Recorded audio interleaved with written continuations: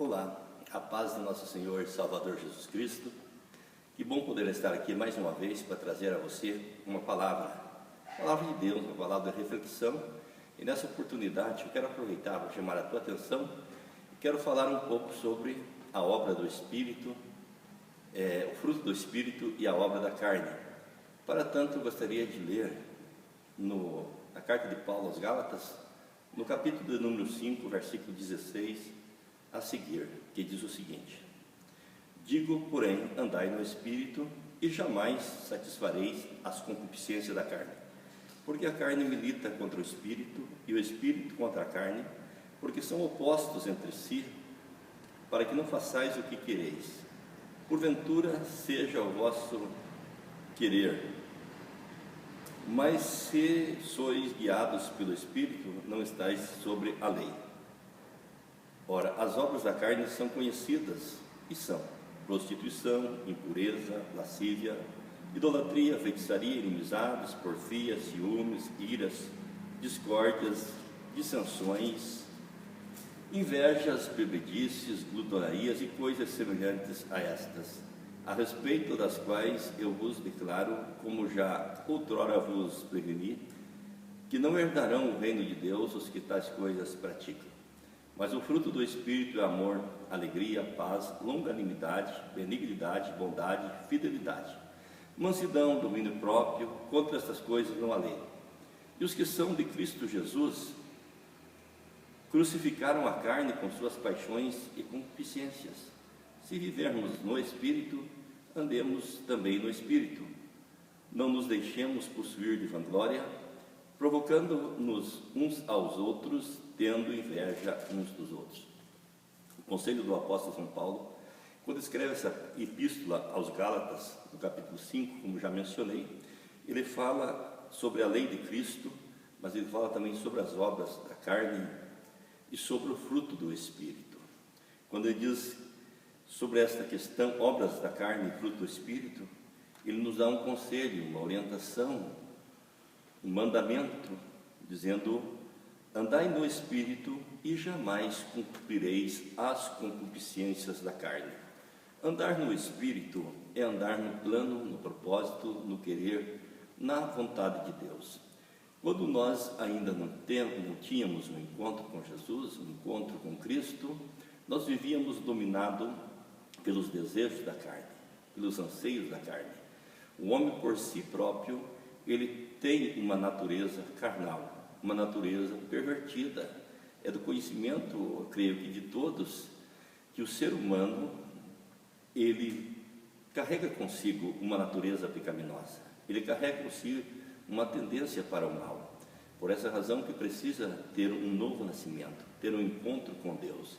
Quando nós temos um encontro com Deus, nós temos o que Jesus chamou a Nicodemos, falando sobre essa questão, chamando de novo nascimento. O novo nascimento, ele nos proporciona uma condição de andar no Espírito, andar na vontade de Deus. Andar no Espírito é andar no plano de Deus, no projeto de Deus. Não é que a pessoa vai andar com os olhos fechados, conversando sozinho, que vai andar isolado da sociedade.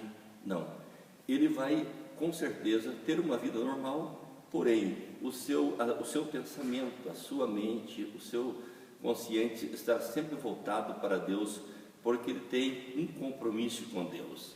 Eu entendo pela palavra de Deus que antes de nós termos um encontro com Jesus, o Espírito, o sopro de Deus, a parte que Deus soprou nas narinas do homem lá no Éden, que é o Espírito do Senhor, daquele que o sábio Eclesiastes diz que o Espírito volta a Deus que o deu. Ele fala na questão da morte, que o pó volta ao pó como era, e o Espírito volta a Deus. O Espírito que Deus soprou no homem, por causa do pecado, ele não atua mais no homem, até que ele tenha um encontro, um reencontro com o seu Criador. Afinal de contas, Paulo disse que nós estávamos mortos em delitos e pecados. Essa morte espiritual, que faz com que o homem, ele não reconheça o Senhor, não reconheça a Deus, e procure a paz da sua alma, procure Deus em muitos caminhos, em muitas religiões, de muitas outras formas, mas a única forma para ter um encontro com Deus é através de Jesus Cristo, nosso Senhor, através da confissão dos pecados, tendo um retorno, o que a Bíblia chama de ressuscitados com Cristo. Paulo disse: já ressuscitastes com Cristo, tende agora o vosso fruto para a santificação, né? Quando diz: andai no Espírito e jamais satisfareis as concupiscências da carne, e ele fala aqui de uma batalha, de uma guerra, porque a carne milita contra o Espírito e o Espírito contra a carne, e são opostos entre si, para que não façais o que porventura seja do vosso querer. O nosso querer, o querer do ser humano, muitas vezes é fazer o bem, é amar, é perdoar, é suportar, mas há uma lei maior dentro do ser humano, quando ele não tem o domínio do Espírito, uma lei da carne, que faz com que ele se torne um homem vingativo, um homem muitas vezes iracundo, pervertido, levado pelas suas paixões, concupiscências, desejos infames da carne. E quando nós entregamos a nossa vida a Cristo, o Espírito do Senhor passa a habitar em nós, e nós vamos viver agora no Espírito, para não cumprirmos as concupiscências da carne. No versículo 18, se sois guiados pelo Espírito, não estáis debaixo da lei. A lei nos serviu de aio para nos conduzir a Cristo, porque a lei dizia: não matarás, não adulterarás, não cobiçarás, não darás falso testemunho. A lei era repleta de proibições, e muitas proibições, mas a lei, ela trouxe a luz ao pecado, porque nenhum homem pôde ser justificado pelas obras da lei, porque ninguém pode cumprir a lei por si próprio. Jesus Cristo veio, se tornou pecado por nós, e ele cumpriu todinha a lei. Ele não veio para anular, abrogar, desfazer a lei, ele veio para cumprir a lei. Ele cumpriu a lei em nosso lugar, ele colocou dentro de nós a lei do Espírito de graça, do Espírito de vida, que nos faz agora andar em novidade de vida. É claro que mesmo depois que o homem tenha um encontro com Deus, mesmo que depois que o homem, a mulher, o jovem tem uma experiência pessoal com Deus, ele tem que andar no Espírito. Se fala do dia a dia, da continuidade, a continuação. Não adianta você ir à igreja uma vez por semana, uma vez por mês, e fazer uma entrega aparente a Deus e você voltar às práticas do pecado. Não, você tem que andar agora em novidade de vida. Andar no Espírito é andar em novidade de vida, é saber que você foi transformado, foi mudado, foi restaurado a tua velha vida, a tua velha natureza, para uma natureza nova agora, que vai produzir o fruto do Espírito. Pode prestar atenção que o apóstolo Paulo ele fala de obras da carne e fruto do Espírito. As obras da carne, Paulo enumera aqui que são várias as obras da carne, como prostituição. Você sabe bem o que é prostituição: impureza, lascívia, a idolatria, a feitiçaria, a inimizade, porfia, ciúmes, ira, discórdia, sanções, facções, enfim, um amontoado de coisas que são obras da carne. Por exemplo, a inveja, a bebedice, a glutonaria, e Paulo fala de coisas semelhantes a estas, são obras da carne. Muitas pessoas logo condenam já a pessoa, dizem: você anda por conta do diabo, por conta de Satanás. Nem sempre, mesmo que você não dê lugar ao diabo, mesmo que você não dê lugar ao espírito mau, mas por si só você tem na tua natureza uma natureza pecaminosa, que te arrasta, que te empurra para praticar obras carnais. O homem por si próprio, ele é cheio de concupiscência, de cobiça, de inveja, de vanglória, de vaidade. O homem por si mesmo, ele é pecador. Jesus veio para salvar o homem do pecado, do poder do pecado. Os demais pecados que o homem pratica é porque o homem é um pecador.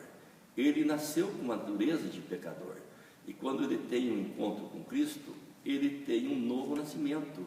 E se ele tem um novo nascimento, o Espírito de Deus passa a habitar no ser humano, e agora ele precisa cultivar esta comunhão, esta intimidade, esse relacionamento com Deus, e andar no Espírito para não cumprir com as concupiscências, com os desejos da carne. Não é uma filosofia de vida, não é simplesmente uma religiosidade, é uma mudança interior que acontece no ser humano, é algo sobrenatural. A Bíblia chama isso de mistério de Deus que esteve oculto dos séculos.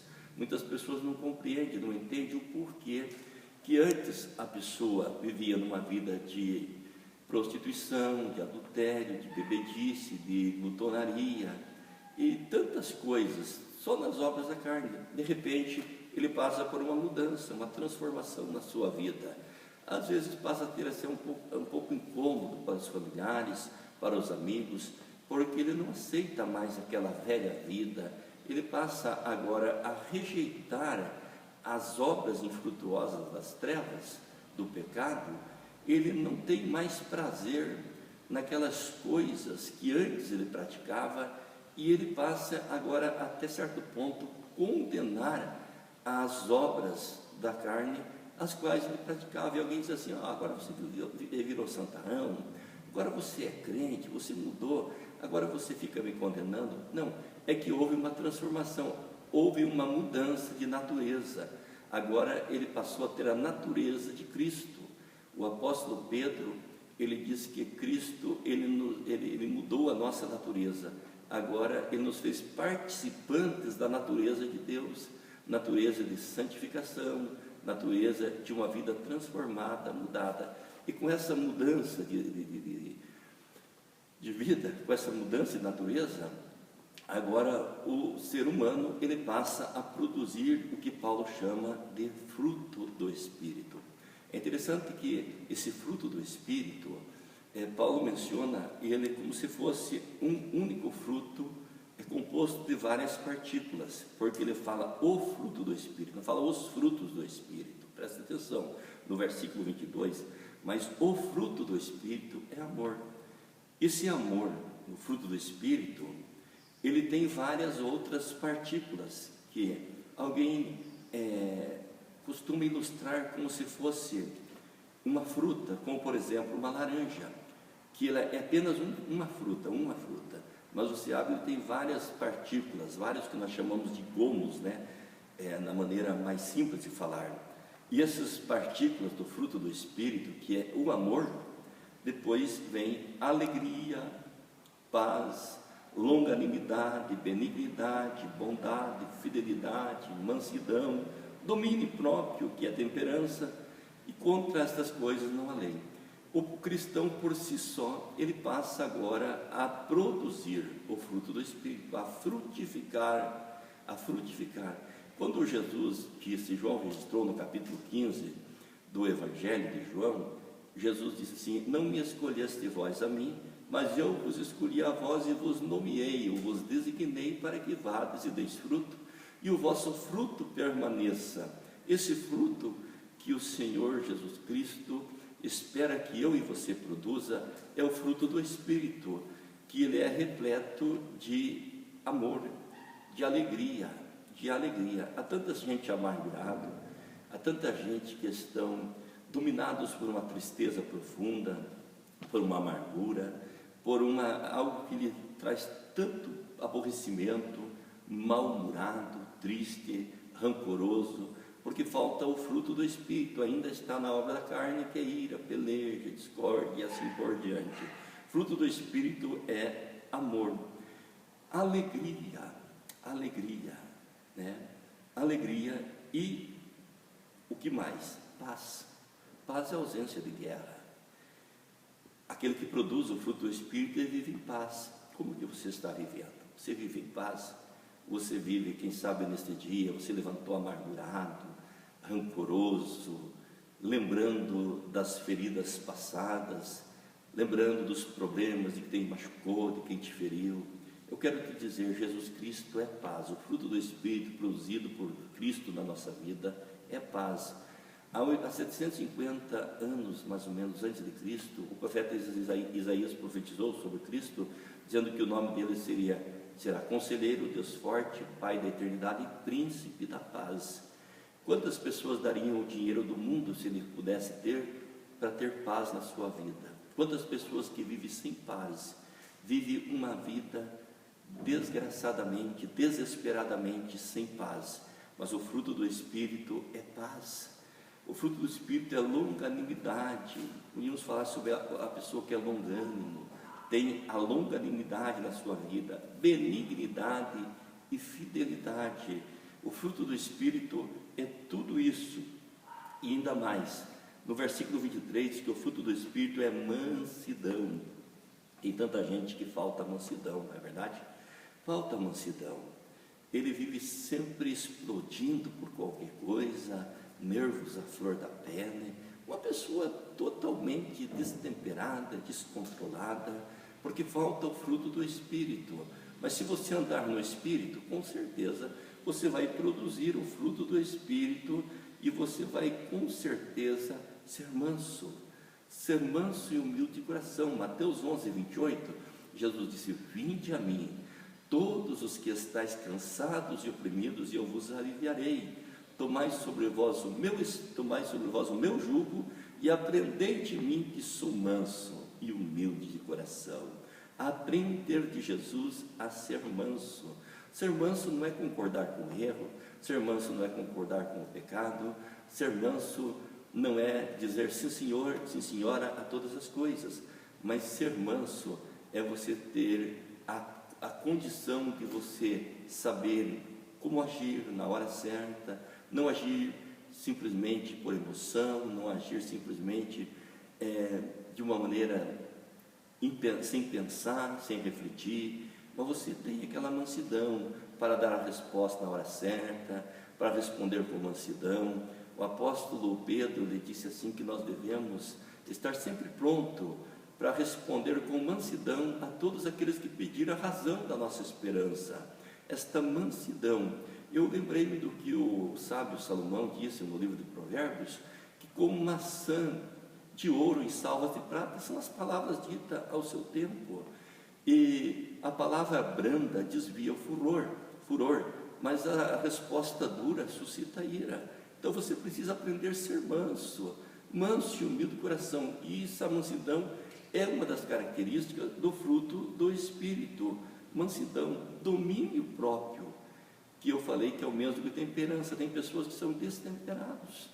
Uma hora está no auge, parece que está tão santo, de repente ele já está vivendo uma vida na carne, uma vida no pecado.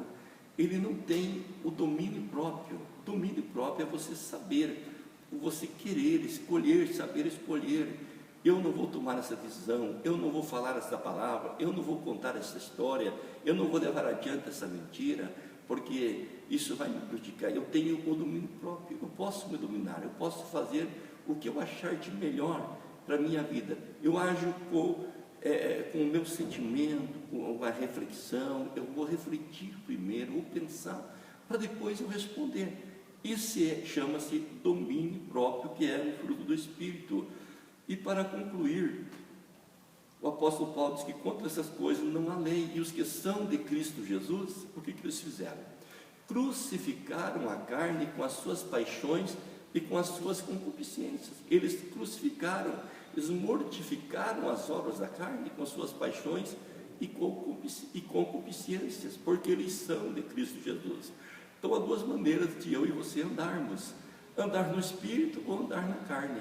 E a Bíblia diz que os que estão na carne não podem agradar a Deus, né? Os que estão na carne não podem agradar a Deus. Eu vou voltar ao texto para concluir, para você compreender o porquê desse conselho. Porque os que são de Cristo crucificaram a carne com suas paixões e concupiscência. Versículo 25: se vivermos no Espírito, andemos também no Espírito.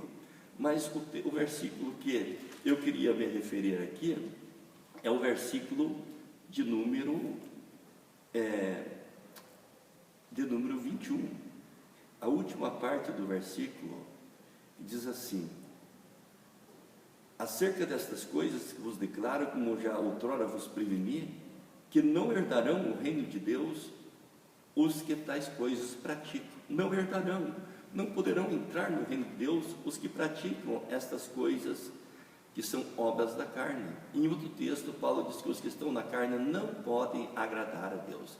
Se você quer agradar a Deus, busque ao Senhor, viva no Espírito, pratique as obras do Produza as obras do Espírito na sua vida e você conseguirá vencer todas as obras da carne, todas as concupiscências, todas as maldades que permeiam a tua vida e que tentam perturbar a tua vida espiritual.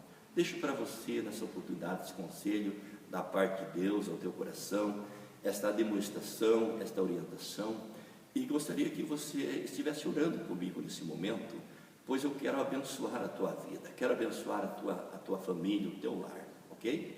Senhor Deus, nosso Pai, no nome de Jesus, o teu Filho, diante de cuja presença estou neste momento, quero pedir a tua bênção, a tua graça, a tua misericórdia sobre a vida dos meus ouvintes, de todos que estão assistindo, Senhor Deus, esta programação, assistindo ouvindo esta palavra, que possam, Senhor Deus, conseguir, ó Deus, superar, Senhor Deus, todas as concupiscências, paixões carnais e entregar-se inteiramente ao Senhor para viver uma vida no Espírito, a qual agrada ao Senhor. Abençoa, Senhor Deus, a todos quantos estão orando comigo nesse momento. Eu declaro a tua bênção, a tua graça, a tua paz e a tua misericórdia para a glória de Deus, em o nome de Jesus.